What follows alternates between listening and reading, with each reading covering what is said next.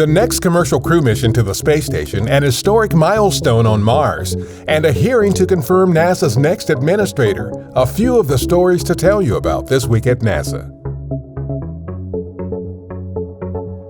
On April 23rd, NASA's SpaceX Crew 2 mission to the International Space Station launched from our Kennedy Space Center in Florida.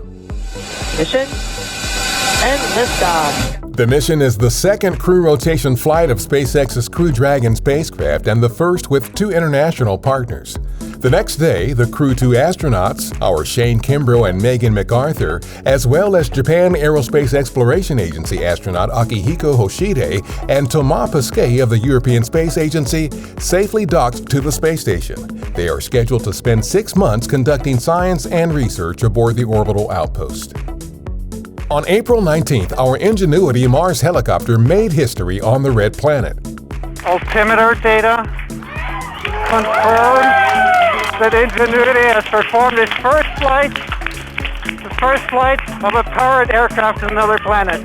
The first powered, controlled flight on another planet by an aircraft happened in an area on Mars now known as Wright Brothers Field, so named to recognize the historic connection of Ingenuity's flight to the Wright brothers' first flight on Earth.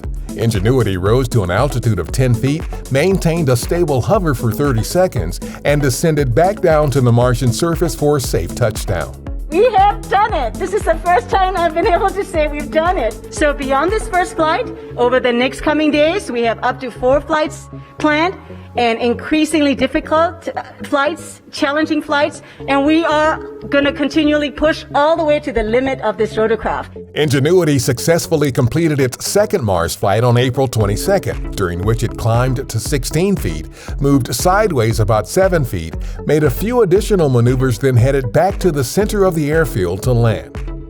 Meanwhile, a first for our Perseverance Mars rover on April 20th.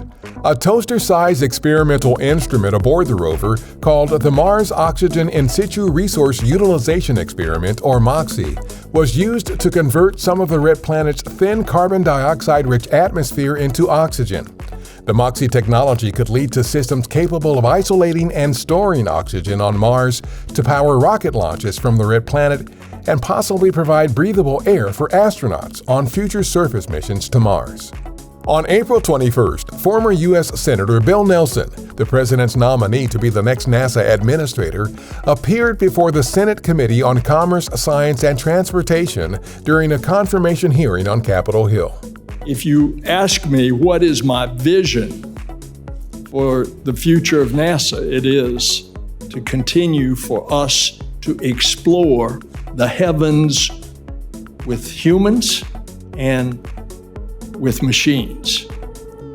And there is a lot of excitement. If confirmed, Nelson would become NASA's 14th administrator. Nelson flew aboard the Space Shuttle Columbia as a payload specialist on the STS-61C mission in 1986. On April 22nd, Earth Day was all about connections to our home planet and to each other. Powered by the hashtag #ConnectedByEarth, our Earth Day virtual event April 21st through 24th celebrated Earth and the planet's more than 7 billion people of diverse backgrounds and experiences who all share a connection. The free online event included live panel discussions and chats with NASA Earth science experts, downloadable content such as coloring pages, activity sheets, ebooks, posters, and more. That's what's up this week at NASA. For more on these and other stories, follow us on the web at nasa.gov/twan.